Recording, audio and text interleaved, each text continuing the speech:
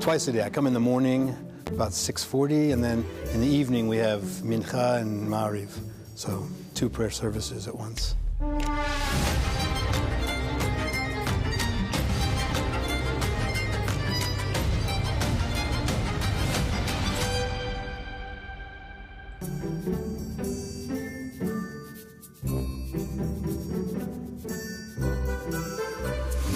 בבית הכנסת באטלנטה הוא עוד חבר מן המניין, אבל בחוגי הימין האמריקני, דיוויד שוין הוא גיבור תרבות. Throughout the course of today, my colleagues and I will explain in some detail the simple fact that President Trump did not incite the horrific, terrible riots of January 6th. ארצות הברית זכתה להכיר את שוין כשהתייצב להגנתו של דונלד טראמפ במשפט ההדחה שלו אחרי פשיטת תומכיו על הקפיטול. I get a call, David, didn't say who he was President Trump. So we spoke for about an hour, and he asked me if I would consider it. And we talked about a lot of things, and I said I would consider it. למשפט ההדחה שוין הופיע בלי כיפה, אבל לשתות בלי לומר ברכה, אפילו כשכל האומה צופה, הוא לא היה מסוגל. הרבה אהבה שוין לא קיבל, בעיקר מצד הקהילה היהודית. During the course of the impeachment trial, I was getting maybe 50 or 60 death threats a day, not just from Jewish people, from all kinds of people. Some people wrote in that, you know, how dare you think you speak for the Jewish people and associating with Donald Trump.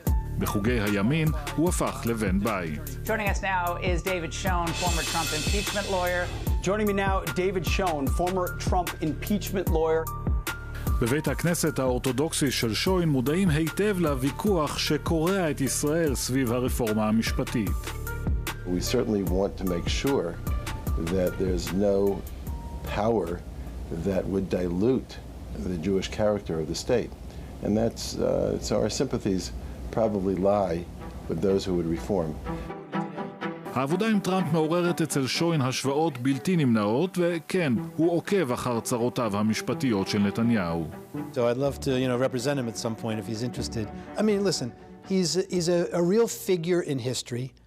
I think that I don't know if it's him or the media or a combination of both, but he tarnishes the reputation when he gets involved in situations in which there could be a conflict. עקרונות הרפורמה שממשלת נתניהו מקדמת מהדהדים רעיונות שכבר קיימים בימין היהודי האמריקני. I do think there has to be some measure of reform in the court. I think you've had some activist justices who have gotten into areas that I don't think originally was intended. אבל זה לא אומר תמיכה עיוורת ברפורמה כפי שהיא. I think there are elements of it that are very important and positive. I think there are elements of it that need to be negotiated further. באגף הימני של הקהילה היהודית יש בהחלט כאלה שנלהבים קצת יותר מהרפורמה. Ladies and gentlemen, this is Israel's democracy via the deep state. These liberal secular elites get elected to the Supreme Court, totally override the entire right-leaning government. It's a total travesty, but thankfully I think that we're going to get it passed. In Israel, there is a deep state. There is a small group of elite lawyers and technocrats that have managed to control the country such that elections don't matter. And as they say in Israel, vote right, get left. תומכיה הנלהבים של הרפורמה המשפטית מצאו קהל אוהד בכינוס סיפאק, האירוע המרכזי של הימין השמרני בארצות הברית. God bless you all. Thanks for everything that all of you do. משהו טוב עובר על הימין היהודי האמריקני בזמן האחרון, אחרי שנים בשוליים, פתאום מתייחסים עליהם.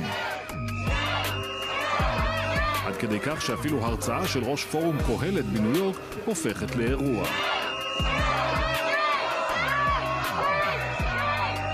הזרקור שהופנה לעבר פורום קהלת והנדבנים האמריקנים שמאחוריו שפך אור גם על בסיס התמיכה של הימין הישראלי בקרב יהודי ארצות הברית.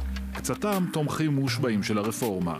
If you support the Benjamin Netanyahu government, you have a duty, I think, to care about judicial reform because literally it just nothing will happen unless this happens first. Whenever the left does not do well in an election, they just declare that fascism is at the door.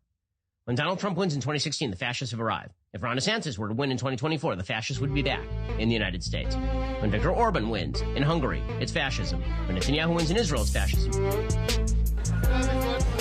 השמרנים הם הקבוצה הקטנה בקרב יהודי אמריקה, רק 16% מגדירים עצמם שמרנים, ועיקר כוחם נמצא בקהילה האורתודוקסית, שם 6 מכל 10 הם בעלי דעות שמרניות.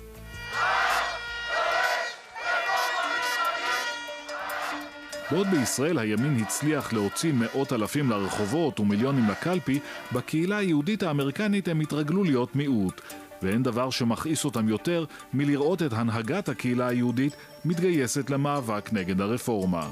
Where do you get this right to say to Israelis, you may not have a constitution that says A, B, or C.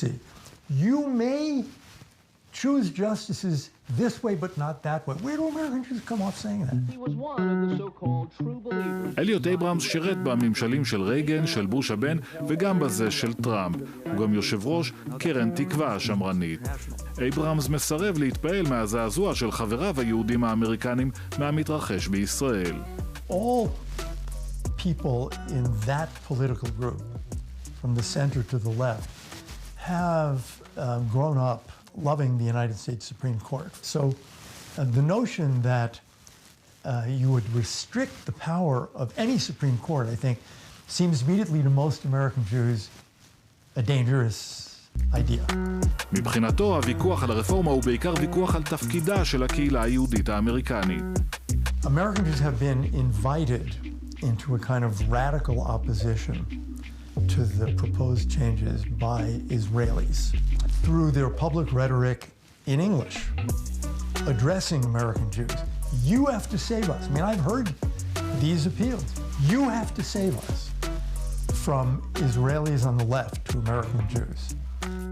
The opposition see this and think, okay, we can't win this electorally, so we'll win it by foreign intervention.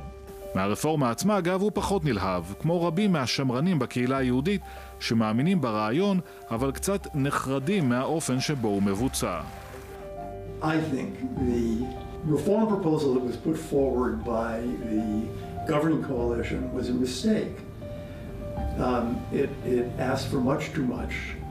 It scared, half the country maybe? Certainly a very big portion of Israelis. And it aroused this tremendous opposition. יהודי הימין בארצות הברית הם כנראה לא אלה שישנו את התמונה בעבור הממשלה בישראל, אבל לפחות במישור הרעיוני הם מוצאים את קולם וימשיכו להשמיע אותו גם בעתיד. It's important for you to talk to your senators. It's important for American politicians, American activists to be loudly heard in Israel as saying, if you have political selection of judges, we're still going to be friends with you. It's important for Israelis to hear that message because they're feeling very isolated.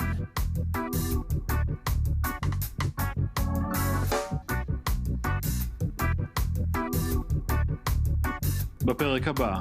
אנחנו רואים בישראל את הבית שלנו. זה שאנחנו כרגע גרים בקליפורניה לא מונע מאיתנו להילחם על הבית שלנו.